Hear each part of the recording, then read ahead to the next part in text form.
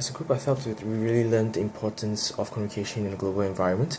As we had only had meetings once or twice a week, the lack of communication made clarifications and brainstorming of ideas that much more difficult. We also realized the need to actually split works that requires more cooperation between members of the same country, so as to co-locate experts in the same area. This to speed up progress. Being culturally sensitive is a very important factor, as our US counterparts actually took note of the Chinese New Year holidays that we were having and graciously allowed us to extend our internal timings. Thank you for that. Setting up protocols at the beginning was very helpful in creating a collaborative culture of the team. Especially a strict 24 hours response time fostered the constant communication. For urgent communications, I thought Facebook was very, very useful.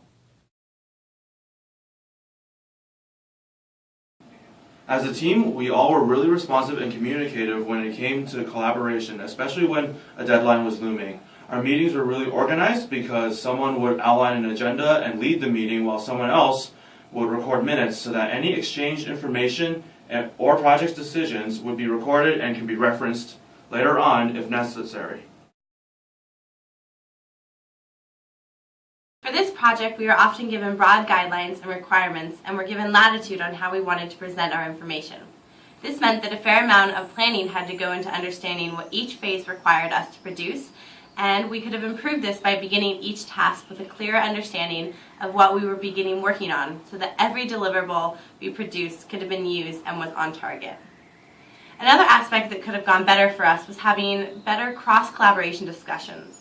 With our team having 5 members from CMU and 2 from SMU, we shied away from having all team members work on projects or papers together because of the challenge that telecommuting posed.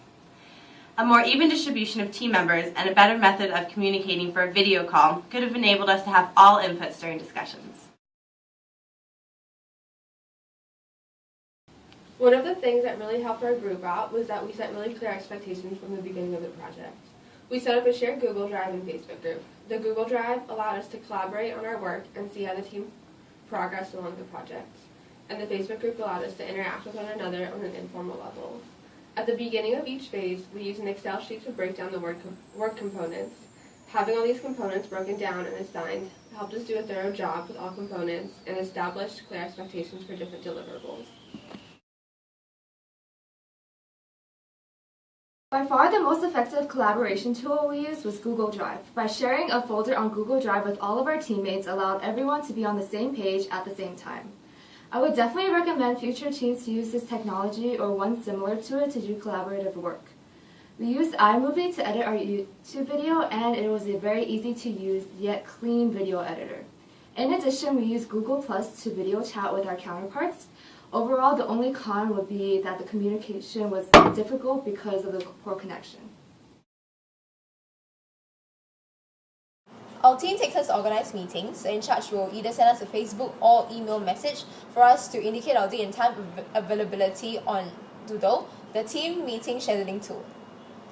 The actual meeting happens on Google Hangouts, in which we don't have a problem with latency because the CMU team meet up together in a classroom to talk to us, using 1 computer instead of 5. One thing we have done differently could be to make use of the Google Drive integration that's already within Hangouts, because like Leonard mentioned, a lot of our documents are already on Google Drive. Doing so will only increase our efficiency.